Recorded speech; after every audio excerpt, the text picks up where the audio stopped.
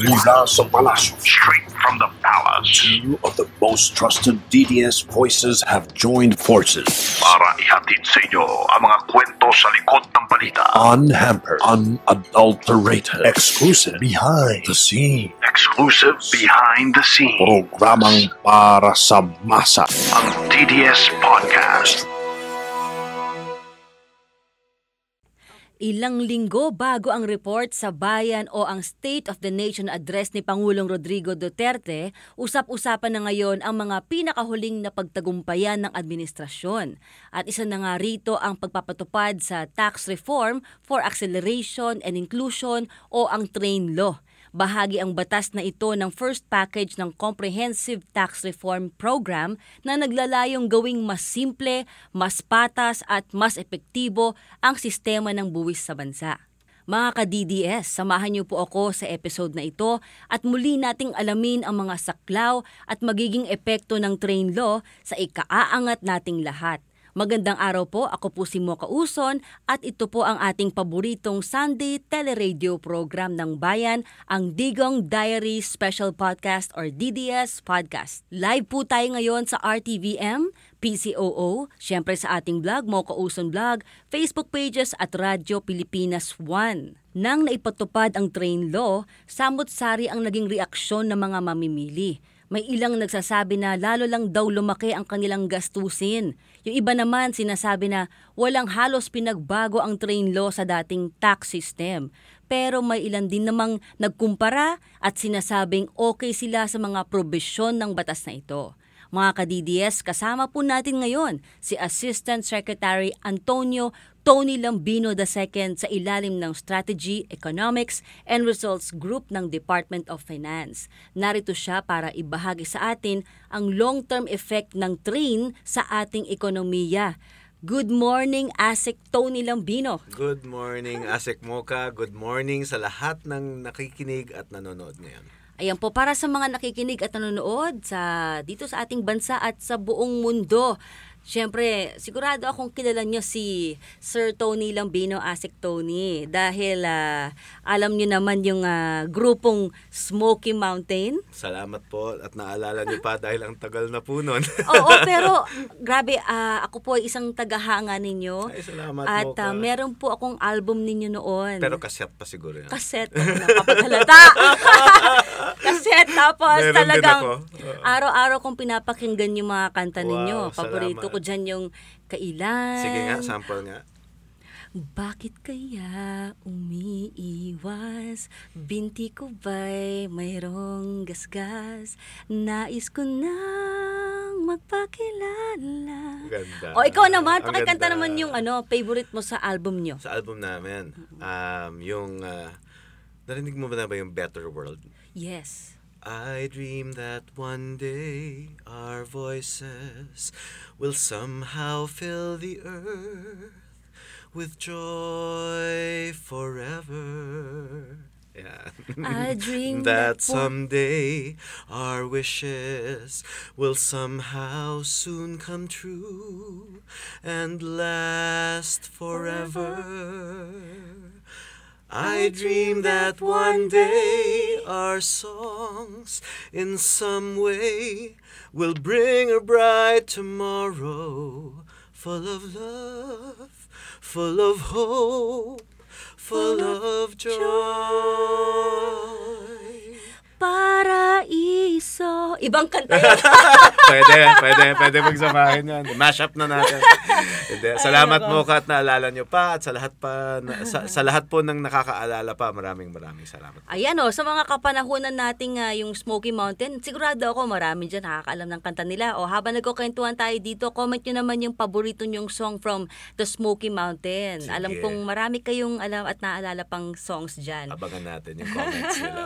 Sige. At ASEC Tony, Yes. pag-usapan natin itong mainit na usapin patungkol sa TRAIN Law. Ayan, sabi nila, ipreno na ang train, itigil na yan, lalong nagpapahirap sa mamamayang Pilipino at ang taas na raw ng bilihin ngayon, may inflation. Paliwanag nga sa ating mga mamamayan kung bakit pilit na isinulong ni Pangulong Duterte itong Sige. train law. Paano ba makikinabang ang ordinaryong mamamayan dito sa train law? Umpisahan natin dun sa vision. Kasi napakaganda ng vision na ang train law ay ang magdadala sa atin doon with other mga policies, no. Iisa siya doon sa mga nagko-contribute doon sa gusto nating puntahan.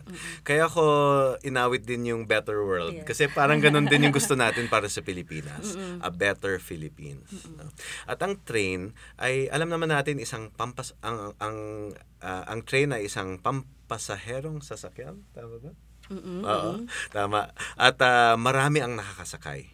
Ang gusto kasi natin, lahat ng Pilipino ay makasakay sa train para mapuntahan yung gusto nating maabot. Kaya ba ito tinawag na tax reform for acceleration and inclusion? Tama. Inclusion para lahat kasama nakasakay? Mahalaga yung words na yun, yung acceleration dahil gusto natin mabilis yung paglago ng ating ekonomiya at inclusion dahil dapat walang maiwan. Lahat Makikinabang. makinabang. Okay po. So, ang gusto natin talaga at ayon kay Presidente Duterte ay by 2022, isa na tayong high middle income country. Ibig sabihin yan, Asik Mocha, ay may 1 milyong Pilipino bawat taon ang maiahon nila ang sarili nila mula sa kahirapan. Every year, 1 million Filipinos. Kaya pagdating sa 2022, 14% na lang yung ating poverty rate. Dahil dati po, nung mineasure yan nung 2015, nasa 21.6%. So, gusto talaga nating ibabayan. And by 2040, yung anak ko, 10 years old. By 2040, she'll be 28 years old. Sana high-income country na ang Pilipinas. Katulad ng South Korea. Singapore. Kaya ang kailangan talaga natin ay mapalago ang ating ekonomiya ng mga 6.5 to 7.5% every year para tumaas ang kita ng bawat Pilipino. Tapos, dumoble ang ating ekonomiya in 10 years, dodoble pa ulit halos in another 8 to 10 years. At kung mangyari po yan, ay zero ang extreme poverty rate natin at wala nang nagugutom na Pilipino by 2040. Yan ho ang gusto nating iregalo sa next generation. Kaya ho natin ginagawa ito. Ngayon, ito pong train ay may ilang nagawa na hindi lang para sa kinabukasan. Nagawa ng train para sa kasalukuyan. Na nakikita na, napapakinabangan na ng mga kababayan natin. Katulad po ng? Tulad ng yung personal income tax ay nababa po natin para sa nakararami. 99% ng mga nagbabayad ng personal income tax, mas mababa na po ang tax rate. Or, dun sa mga 250,000 ang kita per year or below, tax exempt na po sila. Wala na. Dati po kasi minimum wage lang exempted. Tapos dati, kung 500,000 ang kita mo for the year, pareho na po yung tax rate mo dun sa kumikita ng 10 milyon. Hindi naman ho dapat ganun, di ba? Hindi fair.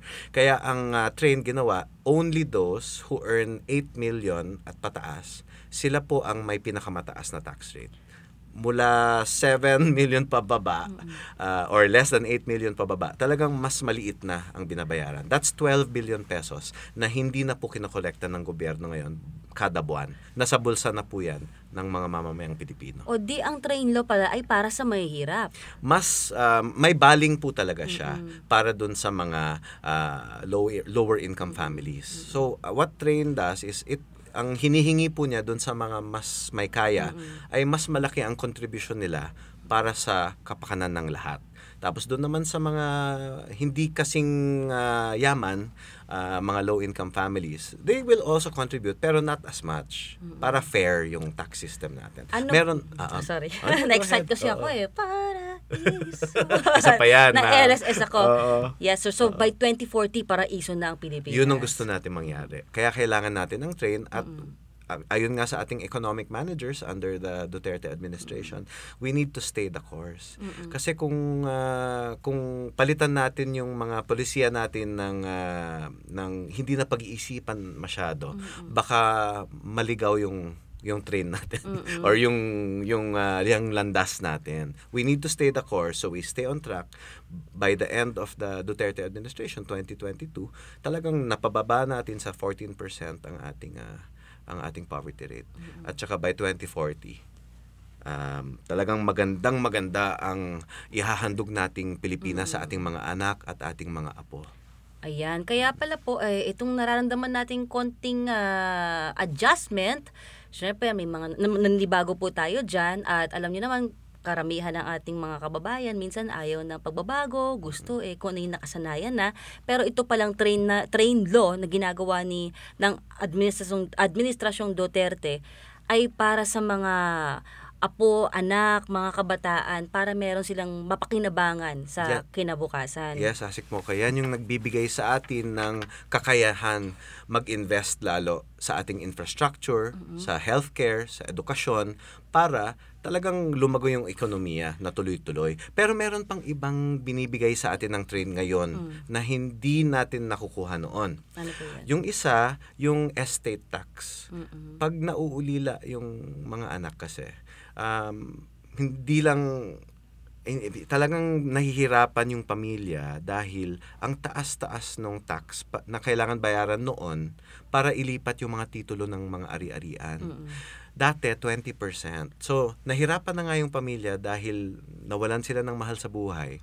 Tapos, pinapabayaran pa sila ng 20% na estate tax para malipat yung mga ari-arian ng kanilang mga magulang. So, binaba po natin yan to 6%. Starting January 2018, 6% na lang po yan. At yung isa pa po, yung ating donor's tax, yung charitable giving. Kunyari, gusto mo mag-donate sa isang NGO para sa mga kababaihan o mga kabataan. Dati, 15% yung tax rate sa mga donations. Binaba rin po natin sa 6%. At meron pa po, health naman. Ito naman, alam naman natin na meron ding mga tumaas ang presyo. Pero yung train is responsible for a limited set of items. Kokonti lang po talaga ang mga produkto na pinatawan ng additional tax. 3 po yung pag-usapan natin sana. Yung una, yung gasolina. Alam naman natin na talagang nagdagdag ng excise sa gasolina. Although, pwede nating balikan mamaya, Asik mo kung gusto ninyo. Pero yung 80% nung increase ay galing talaga sa imports natin. Yung imports ng crudo. Yung 20%, yan ang galing sa train. So, 3 pesos per liter for gasoline, 2.80 per liter for diesel. Ang tinaas ng gasolina nasa 15 pesos, 'di ba? 14, 12 ganyan. So talagang maliit lang yung contribution ng train, although meron. Ito naman yung sinadya talaga nating pataasin yung presyo. Itong dalawang susunod na ikukwento ko. Ang sweetened beverages. Doon sa health naman, meron talaga tayong tinaas na mga excise tax o pinatawan ng bagong excise tax dahil hindi mabuti sa ating kalusugan. So for instance, ang tobacco, tinaas talaga natin yung excise tax kasi masama naman talaga ang paninigarilyo sa atin. Kaya ang makokolektang buwis dun sa gusto talaga manigarilyo, invest natin sa health programs natin.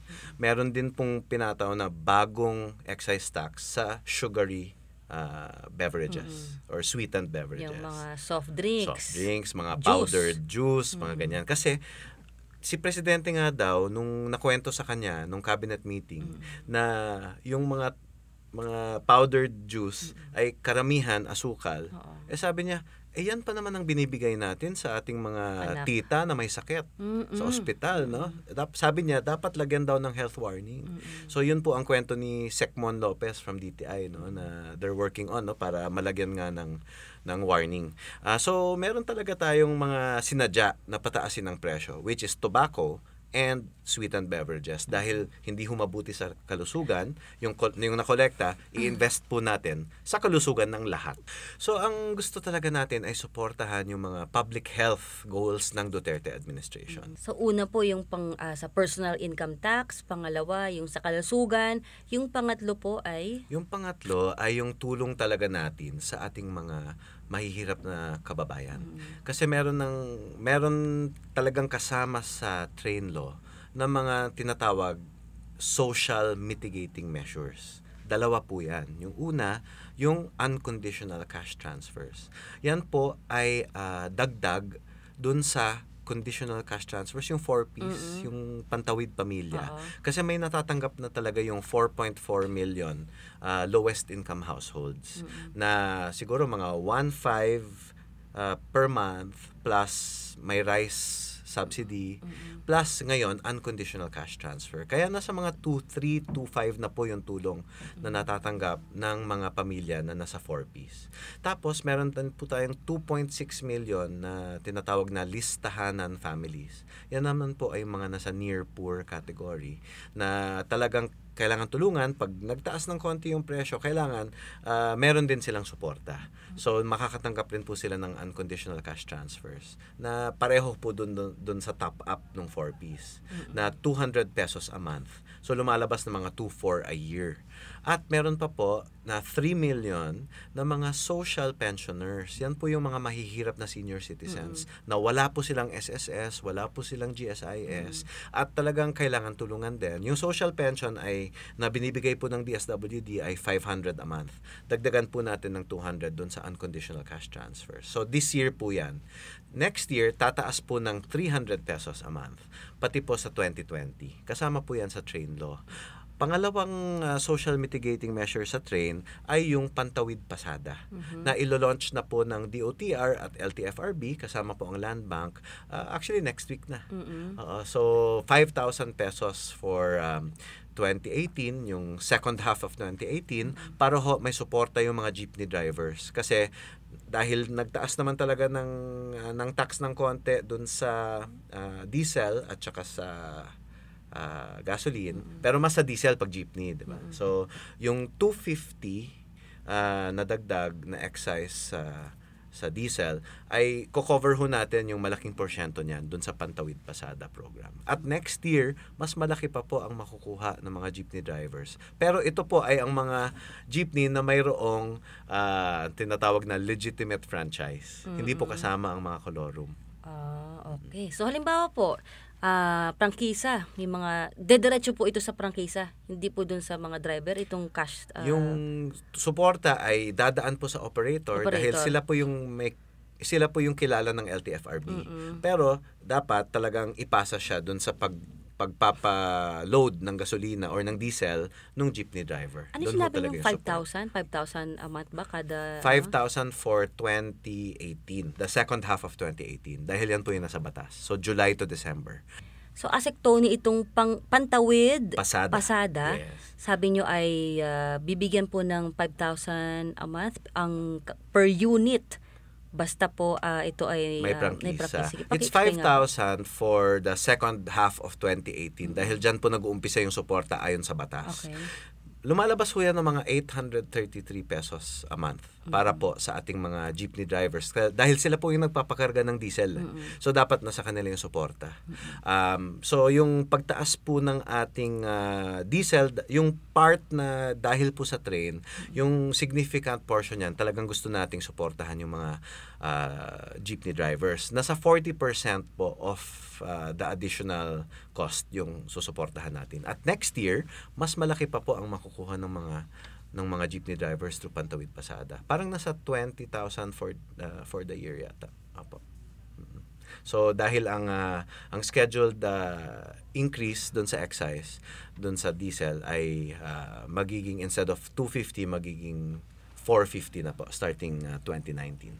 Pero alam nyo, Asik Mocha, meron naman kasi talagang mekanismo para masuspend yung next increase. Kasi marami hong nagtatanong wala bang gagawin para matigil yung mga increase? Pagtaas ng crudo, yes. Kasalanan ba ng train yan? Yung pagtaas ng gasolina? Hindi po, meron pong contribution ng train, pero yung pinakamalaking may kasalanan, kung yun yung gusto natin gamitin salita, ay dahilan sanhi ay ang international price nung oil imports natin. Sa buong mundo. Opo, dahil nung Mayo 2017, ang presyo ng isang barrel ay nasa $50.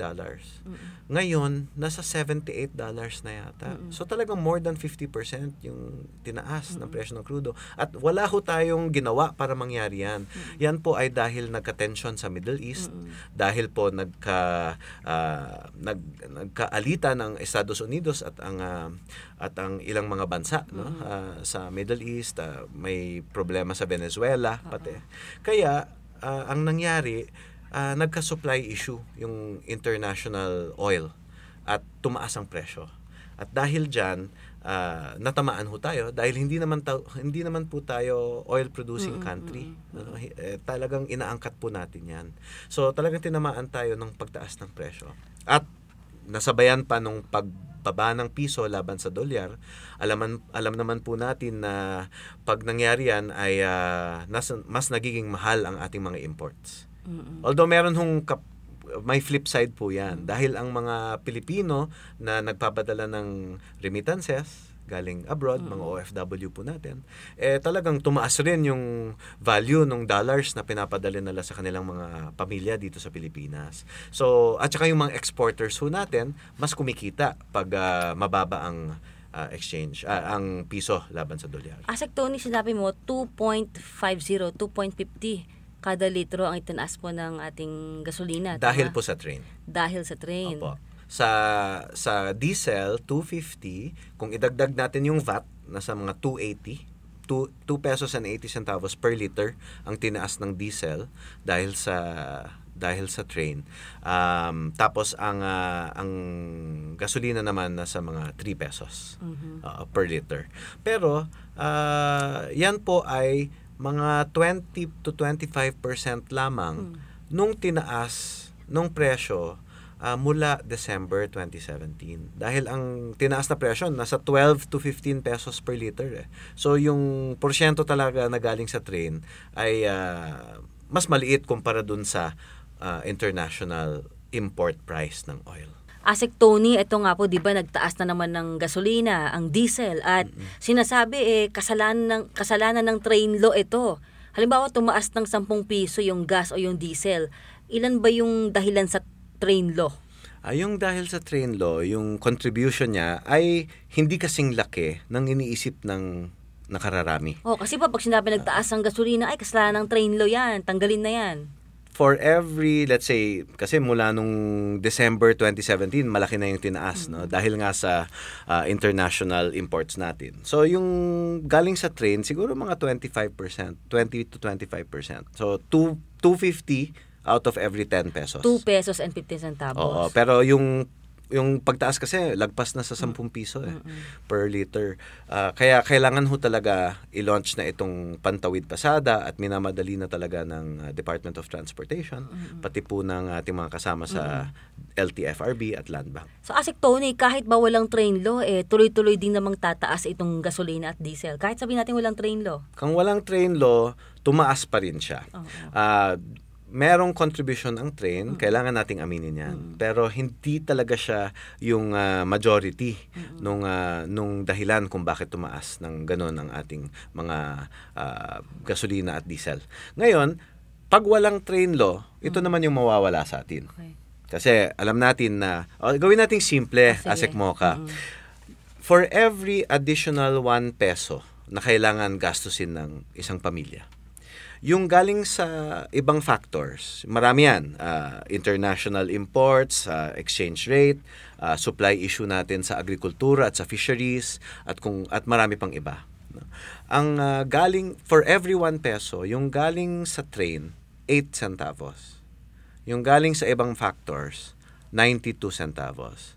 So, kung mawala ang train, ang mawawala lang yung 8 centavos, hindi yung 92. Yung 92 nandiyan pa rin. Tumaas pa rin ang presyo by that amount. Pero ito yung mawawala sa atin. Number 1, sa personal income tax, na parang may 14th month pay na lahat ng Pilipino ngayon. Kasi dinagdagan natin ng halos 1 month na sweldo. So, yun, babalik na naman tayo sa dating personal income tax schedule. Na magkano yung tax noon? Noon, pag nasa 500,000 a year ka, nasa 32% ka na yata. Nasa highest bracket ka na. Tapos yung mga exempted, yung mga minimum wage lamang. Ngayon, hanggang 250,000 exempted na. Pangalawa, ano pa mawawala sa atin? Ang train, dahil po dun sa excise sa langis, sa sweetened beverages, at sa tobacco, ay meron ho siyang collection na mga 90 billion pesos. Yan po ang revenue collection dahil sa train. At saan ho natin ginagastos? At infrastructure. Diyan po ang Build. Oo, kwan ho yan, mga 63 billion a year ang ginagastos natin sa infrastructure na galing sa train. Mga 27 billion sa health and education naman. Diyan pumapasok yung libreng tuition fee sa state universities? Iba pa yon, dagdag pa yon. In fact, yung ito, sige, kwentahin natin magkano ang nasa bulsa ng Pilipino ngayon kumpara noon. Yung galing sa train, yung pagbaba ng personal income tax, mga 12 billion a month yan na hindi na kinokolekta ng gobyerno. Pangalawa, yung investment natin sa infrastructure ay nasa mga parang hindi totoo, no? Mga lalaki kasi ng number, pero kasi pagdating sa buong bansa, ganyan kalaki talaga eh. We are spending more than 50 billion pesos a month on infrastructure. Yung 15 billion out of that ay nasa sweldo. So we have created, marami ho tayong jobs na na-create sa construction sector. Na this year pa lang, yung estimate natin na train supported ay 93,000 jobs.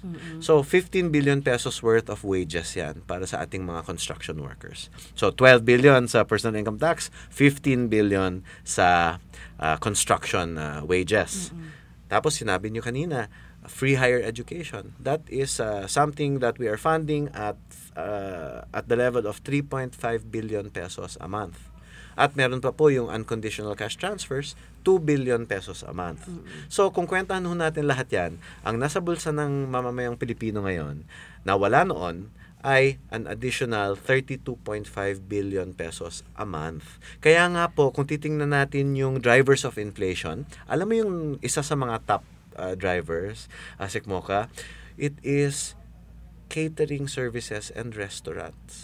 Dahil pag mas maraming pera ang tao, talagang mas kumakain sa labas or mas nagpapaparty. Kaya isa ho yan sa drivers of inflation na yung demand for eating out, yung demand para sa mga pagke-cater ng mga event sa school or sa bahay or kung saan man, ay talagang tumaas rin ang presyo dahil ang daming gumagastos sa ganon. So, ang kailangan nating gawin ay palaguhin natin ang ekonomiya, palaguhin natin ang kita ng bawat Pilipino, pero yung mga nahihirapan, kailangan tulungan. At kaya po merong unconditional cash transfers, kaya meron tayong pantawid pasada. Meron pa pong ginagawa ang gobyerno tungkol dyan. Ang DTI ay mayroon po silang monitoring teams. 1,500 teams. Umiikot every week, pumupunta sa mga grocery at mga supermarket. Ang kailangan maging malinaw ay hindi naman nila kayang bantayan ang lahat ng produkto.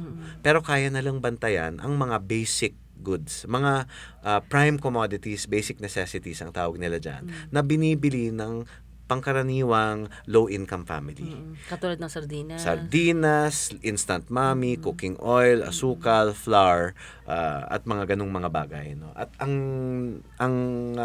napansin ng DTI ay kukonti lang naman ang mga nagva-violate ng SRP. No, yung suggested retail price. Karamihan ng nakikita nila ay within SRP. Yan po ay para sa mga pangunahing bilihin ng mga low-income families. Ngayon, pagdating sa mga restaurant, pagdating sa mga pagbili ng mga bagay na medyo hindi kasing basic, mas luxurious ng konti, eh, hindi na ho nila na monitor lahat yan. At meron naman tayong mungkahi sa ating mga negosyante. Wag naman ho sana nating gamitin ang train bilang excuse para itaas ang presyo kung hindi naman totoo. Dahil may nahuli na po mga 2 o 3 kumpanya na malalaki na ginamit nila ang train as an excuse para itaas ang presyo nila. Pasalamat kami, si Yellow Cab Pizza. Sinabi nila nung una, kaya sila magtataas ng presyo dahil sa train. Tinawagan sila ng DOF dahil gusto naming malaman ano ba yung nagbago sa cost structure nila, dun sa mga inputs nila, at bakit sinasabi nila train ang may kasalanan. ang sinabi nila, actually, hindi train ang may kasalanan. At binawi po nila yon sa Facebook page nila. Ayun. Sinabi nila, ang totoong rason ay nagtaas ang presyo ng cheese at saka ng packing materials. Ang Grab, Philippines, sa isang congressional hearing, sinabi rin nila na kaya sila nagre-request ng fare increase ay dahil sa train. So, kinausap din namin sila, bakit? Ano ba yung tumaas dyan sa cost structure ninyo? At binawi rin nila na hindi naman train talaga. So, meron tayong evidence, ASEC Mocha, na meron talagang gumagamit ng train as an excuse. At we would like to thank the companies that have clarified na hindi ito totoo. And we would like to ask those companies that have been doing it, whether retailer or whether manufacturer, sana naman wag natin gawin yan dahil binibigyan nyo ng masamang pangalan ang isang programa na magdadala sa atin lahat sa isang mas magandang kinabukasan. So, it's really, baka maka-profit kayo ngayon or maka-profiteer kayo ng konti ngayon dahil sa profiteering, di ba? Pero in the long term, talo tayo lahat. Kasama sila, di ba? So, hopefully, maging mas vigilant tayo as consumers, bantayan natin kung meron sa tingin natin hindi tama, report lang natin yung Facebook page po ng Department of Finance ay palagi naman kami sumasagot pag may comment. Ang website po namin ay makikita po ninyo ang lahat ng mga information tungkol sa train at iba pang mga reforma. ASEC Tony, alam mo ba na marami tayong mga tagapagsubaybay ng mga OFWs. Baka gusto mo silang batiin dyan. Magandang hapon, gabi, umaga sa inyong lahat ng mga OFWs. Depende na po kung ano yung time zone ninyo. Ayan po. At syempre, ang katanungan naman nila ay ano naman ang pakinabang nila dito sa train law? Well, kung kayo po ay kumikita sa dollars or naka-exchange nyo sa dollars yung inyong kinikita at pinadala sa Pilipinas yan, ay talagang mas malaki na ang value ng mga remittances natin. So that is one thing. Well, actually, hindi naman yan dahil sa train. Pero dahil yan sa exchange rate natin. So maganda po yan for the OFW community. Yung dahil sa train, ito yung pwede nating sabihin. Siguro naman gusto ng ating OFWs, yung pagtrabaho abroad ay isang choice. Tulad ng sinabi ni Presidente Duterte, ayaw niya na napipilitan ang mga kapwa nating Pilipino na magtrabaho sa ibang bansa kung gusto lang nila. At ang gusto nating gawin through the train law is to support yung uri ng growth na maraming trabaho. Dahil napakahalaga po talaga na may options ang ating mga kababayan. So kung gusto po ninyo umuwi or kung gusto niyo magstay, nasa sa inyo sana yon. But what we're trying to do in terms of the economic growth of the country is that it is investments driven. Marami ho ang nag-i-invest sa atin at dahil ho dyan, marami ho ang trabaho. Magandang trabaho para sa mga Pilipino. Kaya nga po importante yung build para magkaroon tayo ng mas malalawak na mga daan, dumami ang mga airport, railway system. Dahil nga po sa build na pinopondohan ng train law, ay magkakaroon na ng kauna-unahang railway system sa Mindanao. At itong Spine Luzon na kinukonekta ang lahat ng mga highway. Nueva Ecija to Naga in 8 hours. Oo. Grabe, ano? Pero meron pa akong napansin. Ano yan? Umikot kasi kami galing Davao to Cagayan de Oro. Tapos galing din ako sa Baguio. Nagsalita ako sa isang biyaya ng pagbabago event ng CABSEC. No? At lahat ng mga dinadaanan ko, talagang tinitingnan ko, may infrastructure ba talaga na nangyayari, mga projects. Alam mo, ASEC Mocha, nakakapagpataba ng puso talaga. Sunod-sunod ang mga infrastructure projects sa local level. At mahalaga yan dahil yan po ang infrastructure na mararamdaman ng mga probinsya. Hindi lang po sana sa mga malalaking syudad, sana pati sa mga outer areas or mga rural areas or sa mga lugar na maraming farmers at fishing communities para mas konektado ang kanilang mga lugar sa mga highly urbanized areas. At napansin ko, sunod-sunod ang mga project. Roads, bridges, school buildings, barangay hall upgrades, yung mga ganyan, no? Talagang sabay-sabay nangyayari. Ang estimate ni SecMark nung nagka-Prisona last week, sabi niya, there are more than 20,000 projects ongoing right now, all over the country. Napakaganda po niyan para sa ating mga probinsya. Tama po. At ibig sabihin, kung may magandang infrastruktura, ay may iinganyo ang mga investors na magsimula ng mga negosyo doon, kumpanya, at ibig sabihin, magkakaroon ng maraming trabaho. In fact po, sa website nga po ng DPWH, ay dahil sa build, nagkaroon po ng jobs. That's right. Opo, kung pupunta po kayo sa www.build.gov.ph, may kita nyo doon, meron pong 14,000 available jobs. Kaya yung mga OFW natin dyan, kung gusto nyo nang umuwi, meron pong trabaho. Tingnan nyo lang po yung website natin dyan. Marami ho tayong mga engineers na Totoo nasa yan. abroad. Na magagaling. Mga involved sa construction in one way or another. Kailangan po kayo ng Pilipinas. Tama. Dahil ito nga yung tinatawag nilang golden age of infrastructure. Sabi nga, yung hindi nagawa for the last 50 years dito sa ating bansa, sa 2 taon lang ni Pangulong Duterte, nagiging posible na ito. Totoo. At meron pa po tayong Train 2. Okay, part 2. Kwento ko lang sandali. Parang ano yan, yung Busan, ano yan? Train to Busan. Alam mo, train to progreso. Okay. Yan ang gusto natin mangyari.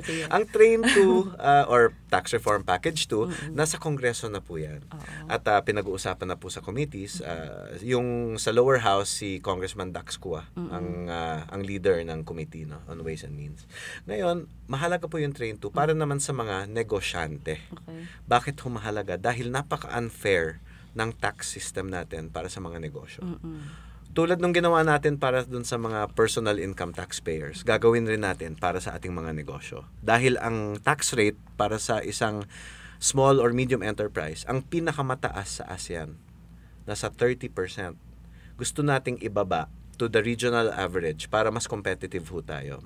Sana 25%, kung kaya mas mababa pa. Pero ang kailangan rin natin gawin na sabay ay bawasan yung mga insentibo na hindi na siya nagpo-produce ng magagandang mga bagay sa ating lipunan. Ano ibig ko sabihin? So sinabi ko nga, ang small and medium enterprise, yung 30%. Negosyo. 30% ang tax rate nila. Ang malalaking kumpanya na nakakuha ng insentibo sa PEZA, sa BOI, sa SEZA, etc., yung effective tax rate nila ay 6 to 13% lamang. Dahil meron silang mga special treatment.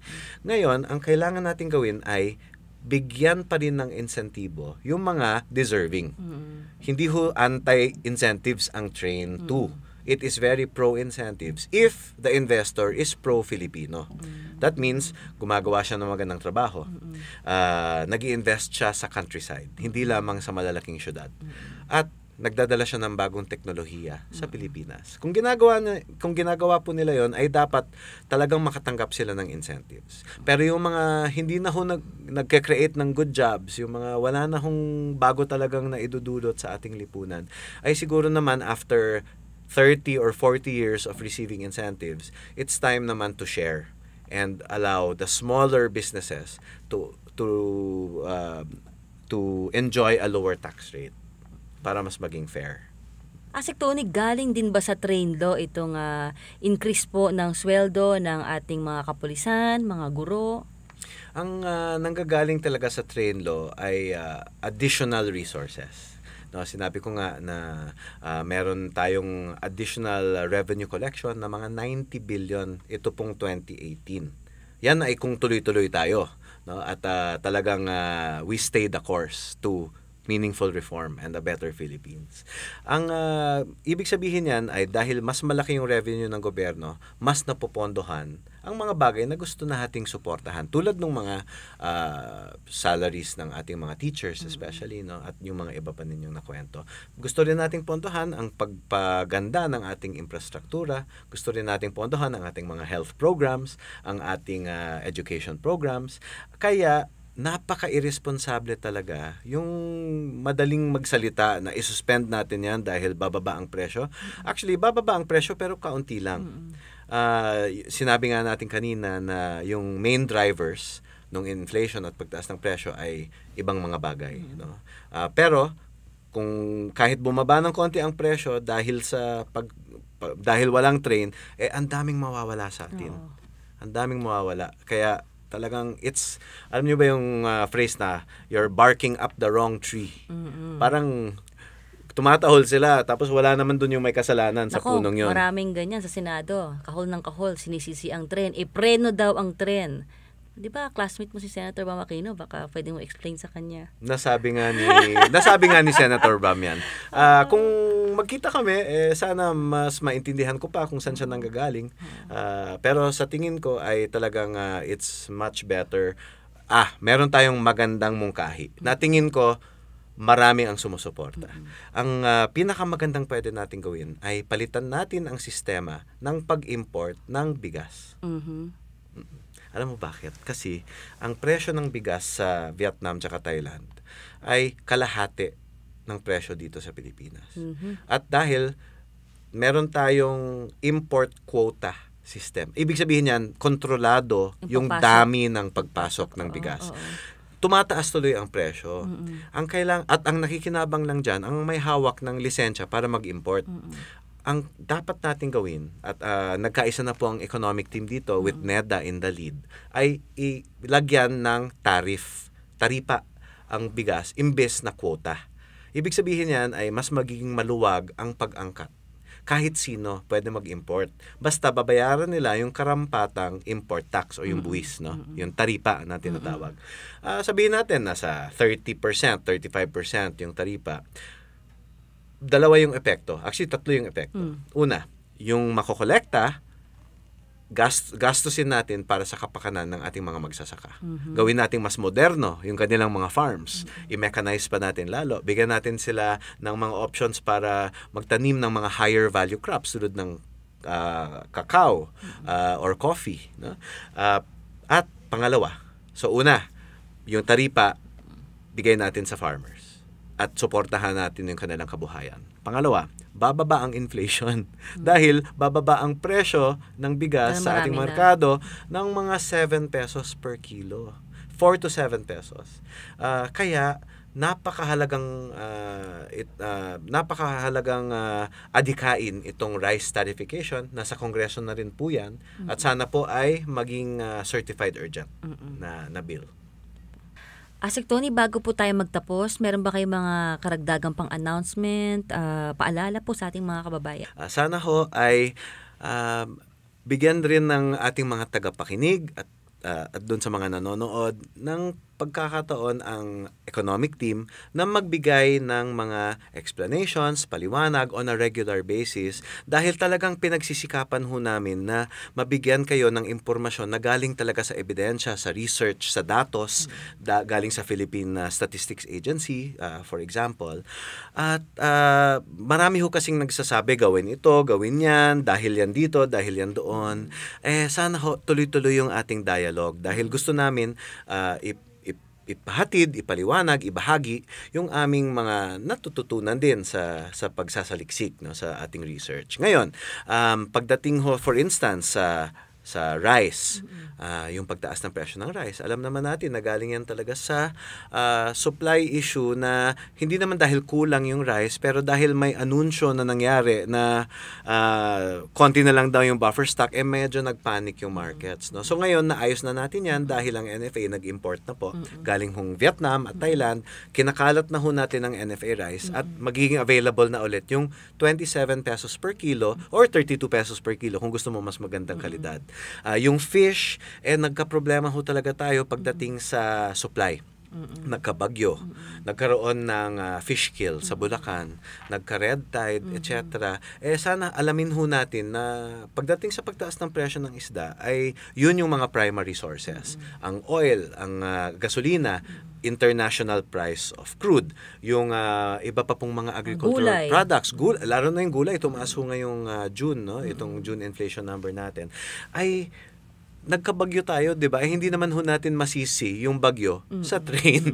So, ang bagyo ho ang nagdulot ng kahirapan sa ating mga farmers na nagtatanim ng gulay. Talagang kumonte yung kanilang ani, ang kanilang harvest.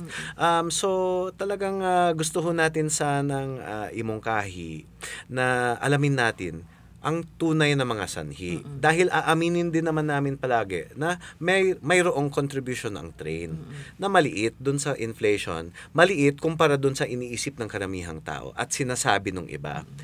Pero, ang nakukuha natin sa train ay lubos na mas marami. No? Nandyan po ang more money in people's pockets. Nandyan po ang investment natin sa education, health. Nandyan po ang investment natin sa infrastructure na nagdudulot ng maraming job creation ngayon sa construction. At marami hong bagong sweldo ang na-enjoy ng ating mga kababayan dahil dyan. So, yun ho. Balanse sana yung pagtingin natin sa mga issue natin, bigyan ho ng pagkakataon na makapagpaliwanag base sa ebidensya. At para sa mga karagdagang impormasyon pa, ay meron po silang website, itong Department of Finance sa Facebook. dof.gov.ph. Pero kung gusto ninyo sa Facebook, ay palagi ho kami nagpo-post dyan, yung DOF.ph sa Facebook. Or type nyo lang Department of Finance, pwede rin. Lalabas din po yan. Maraming salamat po, ASEC Tony Lambino II. ASEC Mocha, maraming salamat po. Sa dakong ito, alamin naman natin ang pinagkaabalahan ni Tatay Digong itong nakaraang linggo. Narito ang Duterte on Duty. Ito ang Duterte on Duty. Ulat sa ginagawa ng Presidente. July 6, Biyernes, Davao City. Dumalo si Pangulong Rodrigo Roa Duterte sa selebrasyon ng National Science and Technology Week sa SMX Convention Center, Lanang. July 7, Sabado, Matina, Davao City. Pinangunahan ni Pangulong Duterte ang inaugurasyon ng Malayan Colleges, Mindanao. July 9, Lunes, Malacanang. Tinanggap ng Chief Executive ang proposed Federal Constitution na binuo ng Consultative Committee sa pamumuno ni Retired Chief Justice Reynato Puno. Binati sa phone call ni Pangulong Duterte ang bagong halal na Malaysian Prime Minister Mahathir Mohamad. Kinagabihan ay muling nagtipon ang gabinete para sa 27th Cabinet Meeting. July 10, Martes, Pampanga. Nangako ang Pangulo na tutulungan ang maliliit na negosyante sa National Micro, Small and Medium Enterprise Summit 2018. Ako po si Secretary Martin Andanar at ito ang Duterte on Duty. Abangan sa susunod na linggo ang mga gagawin ng Pangulo. Bago po tayo magpaalam, nais po nating pasalamatan ng PCOO, RTVM, Radyo Pilipinas at lahat ng bumubuo ng DDS Podcast. Para po sa karagdagang impormasyon, patuloy niyo pong sundan ang PCOO and RTVM Facebook pages, RTVM YouTube channel at rtvm.gov.ph. Hanggang sa muli, ako po si Mocha Uson. Magkita-kita po tayo ulit sa susunod na episode ng Digong Diaries Special Podcast. Sa Marawi naman po yan. Kaya po, happy Sunday sa lahat. Solid!